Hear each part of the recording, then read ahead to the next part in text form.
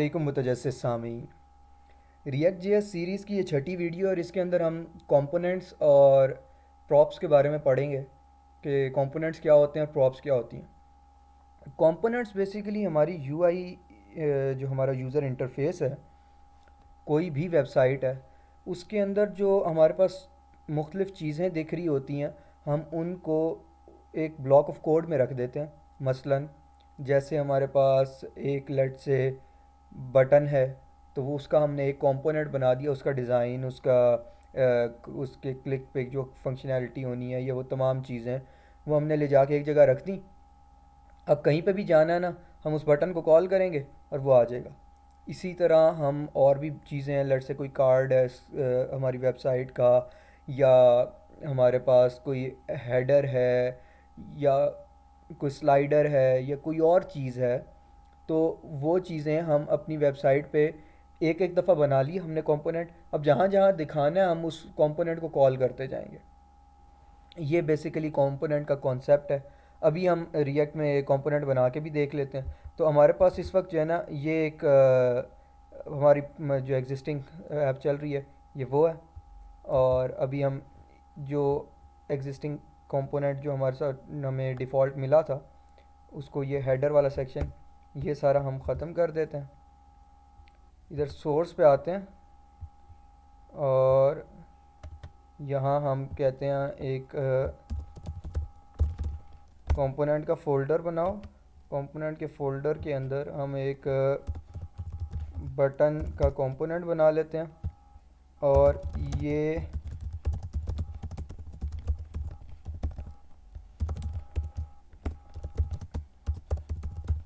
हम एक कंपोनेंट बना लेते हैं। ये एक फंक्शन बन गया। मैंने आपको पहले भी बताया था कि एक हमारे पास जो कंपोनेंट्स हैं वो फंक्शंस होते हैं, क्लासेस भी होती हैं, लेकिन अब जो है रिएक्ट वो मोस्टली फंक्शनल कंपोनेंट्स पे चलती है, तो हम फंक्शनल कंपोनेंट्स की ही बात करेंगे। तो बेसिकली कोई भी हमारे पास जो रिएक्ट का कंपोनेंट है वो एक फ़ंक्शन होगा, और उसे हम एक्सपोर्ट करेंगे ताकि हम मुख्तलिफ़ जगहों पे उसको इंपोर्ट कर सकें। और डिफ़ॉल्ट एक्सपोर्ट करेंगे हम उसको। डिफ़ॉल्ट और नेम्ड एक्सपोर्ट्स क्या हैं वो मे भी हम आइंदा किसी और वीडियो में देखें। तो डिफ़ॉल्ट एक्सपोर्ट कर दिया। अब हमने एक बटन बनाना है, तो बेसिक HTML तो उसी तरह रहेगी। JSX बेसिकली JSX उसी तरह ही रहेगी। अब हम क्या चाहते हैं, हमारे कंपोनेंट क्या करे? तो हम चाहते हैं हमारे कंपोनेंट दो चीज़ें ले। एक, वो कोई भी उसका टेक्स्ट आ सकता है, और उस पर क्लिक जो हो तो वो भी हम किसी और से लें। इसका मकसद क्या है? ये जो प्रॉप्स है ना, ये जहाँ पे हम फंक्शंस अपने कंपोनेंट्स को कॉल करते हैं ना, वहाँ से हम पास कर देते हैं। यानी हम इसको कंपोनेंट को देंगे टेक्स्ट के, जो यहाँ पे हम दिखाएंगे। जैसे मैंने पहले बताया कि हम करली ब्रैकेट्स लगाते हैं और उसके अंदर लिख देते हैं उसको। तो वो, अब ये वेरिएबल है, इसके अंदर कुछ वैल्यू आएगी, वो हम यहाँ पे दिखा देंगे। अब ये हम एक क्लिक हैंडलर एक फ़ंक्शन के तौर पे यूज़ करेंगे, जिस तरह ऑन क्लिक का एट्रीब्यूट होता है। अब नॉर्मली जावास्क्रिप्ट के अंदर जो है ना, वो ऑन क्लिक दूसरी तरह लिखा हुआ होता है, लेकिन रिएक्ट है तो यहाँ पे कैमल केस होगा। अब ये क्लिक हैंडलर का फंक्शन हम बाहर से लेंगे।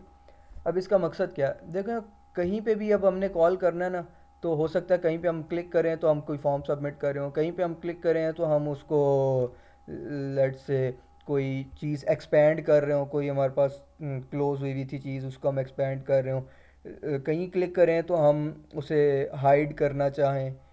तो मुख्तलिफ़ फंक्शनैलिटीज़ हो सकती हैं। तो उसको जेनेरिक बनाने के लिए हम उसका फंक्शन बाहर से उसको एज अ प्रॉप पास करेंगे। इसी तरह टेक्स्ट कुछ भी हो सकता है, कहीं हो सकता है सबमिट, कहीं हो सकता है क्लिक, कहीं हो सकता है कि रीसेट, कहीं कुछ भी हो सकता है। तो टेक्स्ट ये अब ये डायनामिक चीज़ है, तो इसलिए हम इसको प्रॉप्स के थ्रू मंगाते हैं। तो जो चीज़ हमने डायनामिक रखनी होती है वो हम प्रॉप्स के थ्रू मंगा लेते हैं, यानी वो जो चीज़ तब्दील होने वाली होती है, और जो चीज़ उसमें सेम रहेगी वो हम इसके अंदर डिफ़ाइन कर देंगे। फ़िलहाल बटन का कंपोनेंट है, वो सेम रहेगा बटन के टैग्स के अंदर, तो हमने वो यहीं बना लिया। और उसके अंदर जो टेक्स्ट लिखा जाएगा और जो फंक्शन कॉल होगा क्लिक के ऊपर, वो हम इस प्रॉप्स के थ्रू मंगा लेते हैं। अब प्रॉप्स में दो चीज़ें। एक तो उनमें यहाँ पे हम जो है ना कॉमा सेपरेटेड अपनी प्रॉप्स दिखा सकते हैं, लिख सकते हैं। जिस तरह अभी हमने दो प्रॉप मंगाई हुई हैं, दो प्रॉपर्टीज़ हैं, एक टेक्स्ट है एक जी उसका फंक्शन होगा क्लिक पे। अब ये एक सिंटैक्स है कि आप फंक्शन के पैरामीटर्स नॉर्मली तो बग़ैर इसके मंगाते होते थे, लेकिन आप इस तरह भी मंगा सकते हैं। और आप जिस तरह का ये करली ब्रैकेट्स लगी हैं, आप इस तरह भी मंगा सकते हो। तो दोनों सिंटैक्स ठीक है, लेकिन इनमें फ़र्क है एक, वो ये कि ये जो हमारे पास जब हम ब्रैकेट्स हटा देते हैं ना, तो फिर ये तरतीब जिस नंबर से प्रॉप्स पास हो रही हैं उसे कंसिडर करता है। और जब हम ये लगा देते हैं तो ये नाम भी उसी तरह कंसिडर करता है कि टेक्स्ट है तो टेक्स्ट ही होगा, क्लिक हैंडलर है तो क्लिक हैंडलर ही होगा। इसको थोड़ा सा मैं अभी आपको एक्सप्लेन करूँगा जब मैं इसे कॉल करूँगा।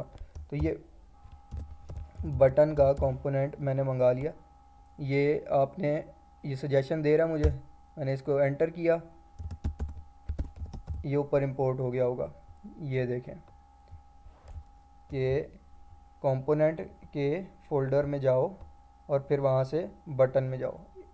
ये सिंटैक्स है उसका, मैंने डिफ़ॉल्ट एक्सपोर्ट किया था, ये मंगा लिया हमने, यहाँ पे उसको लाके रख दिया।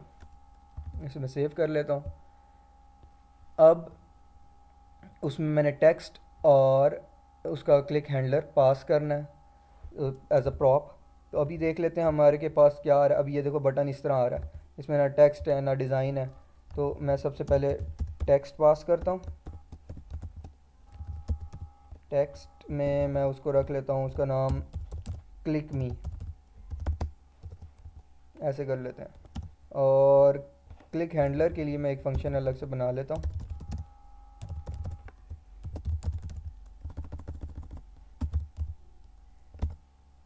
मैंने उसका नाम क्लिक हैंडलर रख दिया और बल्कि रिटर्न नहीं करते हैं, हम इसको ना अलर्ट कर देते हैं यहाँ पे क्लिक्ड। सही है। अच्छा, यहाँ क्या हो रहा है, ये जावास्क्रिप्ट फंक्शनल प्रोग्रामिंग को सपोर्ट करती है। तो ये एक हमने वेरिएबल बनाया क्लिक हैंडलर का, जो फंक्शन को एक्सेप्ट करेगा या अपने इसका रेफरेंस अपने पास रखेगा। ये एक एनोनिमस फंक्शन है और ये एरो फंक्शन है। जो इसीलिए मैं कह रहा था कि बेसिक जावास्क्रिप्ट का आइडिया होना चाहिए इस कोर्स के लिए। तो ये एक एनोनिमस फंक्शन है। अभी इस फंक्शन का नाम जो है ना हमने नहीं रखा हुआ। इस फंक्शन का एक रेफरेंस रिटर्न होगा, वो हम इस वेरिएबल में रख लेंगे। दूसरा, ये एरो फंक्शंस ये 6 के स्टैंडर्ड के मुताबिक है और ये हमने बना लिया एक एरो फंक्शन और हमने उसका रेफरेंस क्लिक हैंडलर में रख दिया। अब यहाँ पे हम जो अपना क्लिक हैंडलर की प्रॉप है, ये हमें सजेशंस दे रहा है, हम उसके अंदर पास कर देते हैं। सही है कि टेक्स्ट की प्रॉप भी पास कर दी, क्लिक हैंडलर की प्रॉप भी पास कर दी, और वो टेक्स्ट और क्लिक हैंडलर हमने यहाँ पे मंगा के एक्सपेंड कर लिए और पास कर दिए ऑन क्लिक में और टेक्स्ट के अंदर सेम नाम रख लिए। सही है। और उन्हीं को एक्सपेंड करके यहाँ पे पास कर दिया। अब जो टेक्स्ट वहाँ पे दिया जाएगा वो यहाँ शो हो जाएगा और जो फंक्शन वहाँ रखा जाएगा वो यहाँ पे शो हो जाएगा। अब मैं अगर इसको आपको चला के दिखाऊं तो ये एक बटन है क्लिक मी, इसको मैंने क्लिक किया, ये कह रहा है क्लिक्ड। इसके पीछे क्या हुआ, अब ये बटन यहाँ से इधर कॉल हुआ हुआ है, इधर से इसने ये टेक्स्ट और ये चीज़ें इस कंपोनेंट को पास की और ये यहाँ पे शो हो रही हैं। एक्चुअली यहाँ पे हैं, लेकिन पास यहाँ से हो रही हैं। अब एक इसी तरह का और फंक्शन कंपोनेंट बना लेते हैं और इसी तरह का एक फंक्शन और बना लेते हैं। इनके नाम थोड़ा सा मुख्तलिफ कर देते हैं ताकि हमें पता लगे।